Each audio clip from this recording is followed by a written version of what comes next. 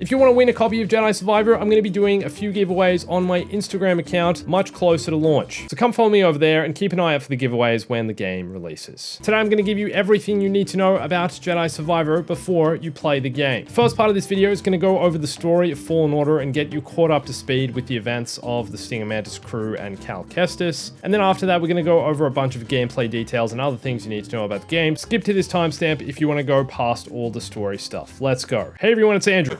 So Cal Kestis is a Jedi Padawan. His master, Jaro Tapal, was killed during Order 66. Cal managed to escape, and we first meet him on the planet Bracca 5 years after the rise of the Empire. While scrapping old Clone Wars era ships with his friend Prauf has an accident and falls, and Cal manages to save him using the Force. However, this alerted the Empire, and namely the Second Sister, to the presence of a Jedi. Cal and Prauf, along with a bunch of other scrapper workers, are confronted by the Inquisitors, the Second Sister, and the Ninth Sister, along with a bunch of Imperials, and Prauf is killed for speaking up against the Empire, and so Cal retaliates, uses his lightsaber, revealing that he is the Jedi, and the chase begins. After facing off against the Second Sister, Cal is rescued by a former Jedi, Cere Junda, who flies aboard the Stinger Mantis with the pilot Grease Dritus. Cere takes Cal to the planet Bogano, where he sets out to find a Jedi artifact in an ancient Zepho vault. On Bogano, Cal meets BD-1, a droid that was once owned by Cere's former master, Eno Cordova. A message from Eno, hidden in BD-1, reveals that the artifact in question is a holocron that contains a list of Force-sensitive children throughout the galaxy. And so Cal and his crew embark on a journey across the galaxy to discover more about the Zepho and how to access the holocron inside the vault. And all this whilst being hunted by the Empire, by the Inquisitors, and also by bounty hunters. Cere eventually reveals to Cal that she was once captured by the Empire and tortured, along with her Padawan, Trilla Suduri. Cere managed to escape, but unfortunately her Padawan did not. Along his journey, Cal eventually discovers that the Inquisitor, the Second Sister, is in fact Trilla.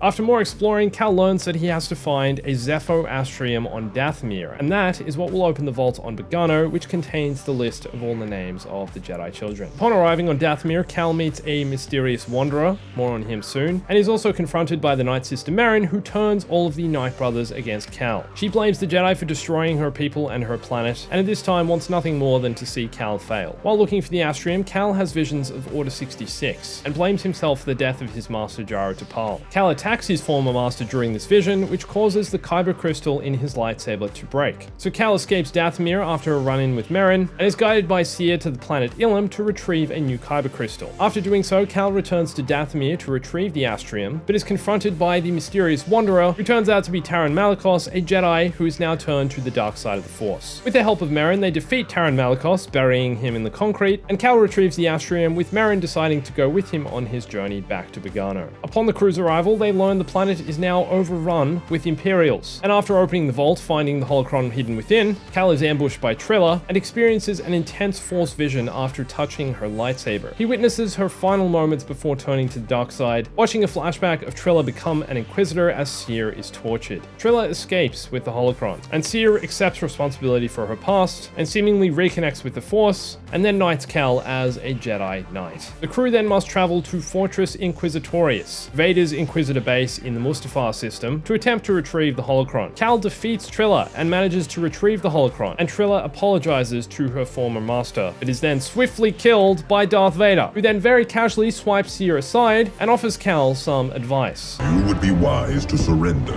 Yes. Cal barely gets a swing in before being completely overpowered and has no choice but to run. After another confrontation with Vader, Cere comes in to save the day, briefly channeling the dark side of the Force to hold Vader at bay, and they escape with the help of Merrin. After waking up, Cal gets a big awkward hug from Merrin, and the crew discuss what to do with the holocron with the list of all Force-sensitive children in the galaxy. In a moment of wisdom, Cal decides to destroy the holocron. Their destiny should be trusted to the Force.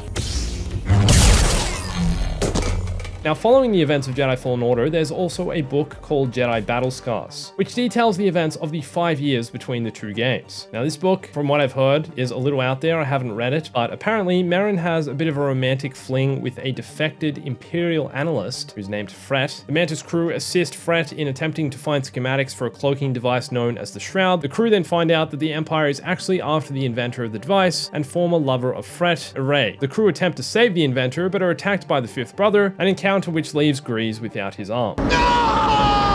The crew escape and save Array and Fret, and by the end of the book, the crew are completely torn on their motives. Cal wants to fight the Empire, Merrin wanted revenge, Sia wants to retrieve Jedi artifacts to preserve the culture of the Order, and Grease is missing an arm. So he's just done with this stuff and decides to go open a cantina apparently. So this is where the events of Jedi Survivor start out. It's set 5 years after Fallen Order. Cal is still attempting to fight the Empire, and the Mantis crew are completely divided. Cal crash lands on a planet named Kobo near the start of the game and attempts to find Grease to help him repair the ship. There's a mystery surrounding this character who appears to be the main antagonist of the game and also appears to be some kind of Jedi, potentially from the High Republic era. And eventually, Cal is seemingly looking for a place where the Empire can't get to them. A place that's worth fighting for.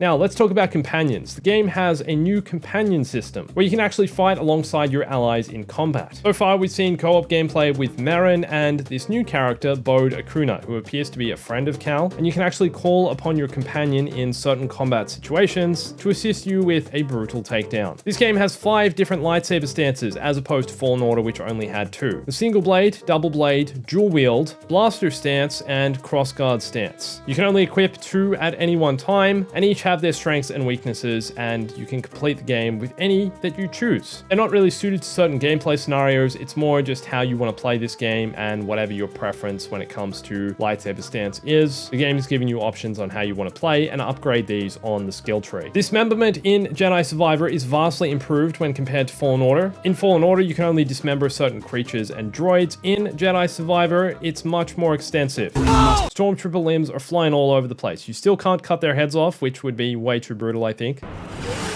But everything else seems to be pretty good. This isn't dynamic dismemberment, where the exact point where your blade slices is where the Stormtrooper is cut. It's more scripted, but is still pretty brutal. Customization in this game is ridiculous, especially when compared to Jedi Fallen Order. Poncho. You can now customize Cal's hair, his beard, his clothes, and pretty much each individual part of his clothes as well. Different colors for pants, shirts, undershirts, jackets. There's a bunch more customization options for BD1, including paint jobs. Lightsaber customization is even more extensive than the first game, with even the option to choose how worn or new looking your lightsaber is, along with different color schemes for each individual part of the lightsaber. Oh, and I forgot to mention, you can unlock a mullet for Cal. Jedi Survivor has a much larger world than anything you experienced in Fallen Order. This game expands on the Metroidvania style of gameplay where you're going to go down a certain path and feel like you get lost potentially for hours. The map system is back, which shows you where you've been and where you potentially haven't been, and Kobo in particular, which serves as a bit of a hub world for Cal, is much more expansive than anything we had in Fallen Order. So far, this is set to be the largest location in the game, and its central location is called Rambler's Reach, which is where you can buy things from shops, visit Grease in the cantina, develop your beautiful garden on the rooftop, among other things. Jedi Survivor has a lot of side quests and stuff you can do off the beaten track. By talking to certain characters around the worlds of Jedi Survivor, you'll unlock rumors which take you to different locations you can track on the map, and will discover new items, power-ups, customization options, beasts, creatures, Easter eggs, and so much more. Let's talk about the villains of this game. The main antagonists seem to include a Gendai, whose name is Ravis. The Gendai are an almost unkillable species which can live for potentially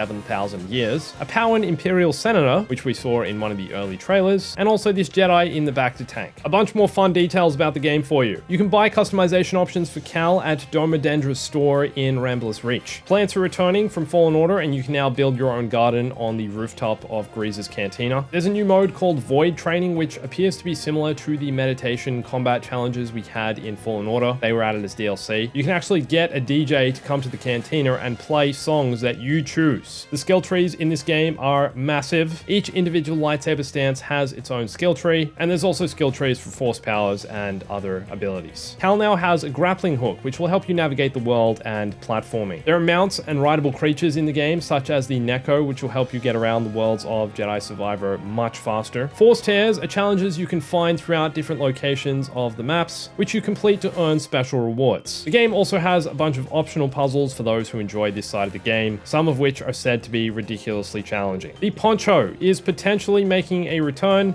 Yes, yes, yes, yes. And Cameron Monaghan is definitely hoping it does so. Poncho. Well, first thing I noticed is he's not wearing a poncho. Cameron! What are you most looking forward to in Jedi Survivor, or what's something else you know about the game? Let me know in the comments. Don't forget about the giveaways closer to launch. Come follow me on Instagram if you want to try win a copy of the game. And also watch this video here for more on Jedi Survivor. And thanks for watching this. My name's Andrew. I'll catch you soon.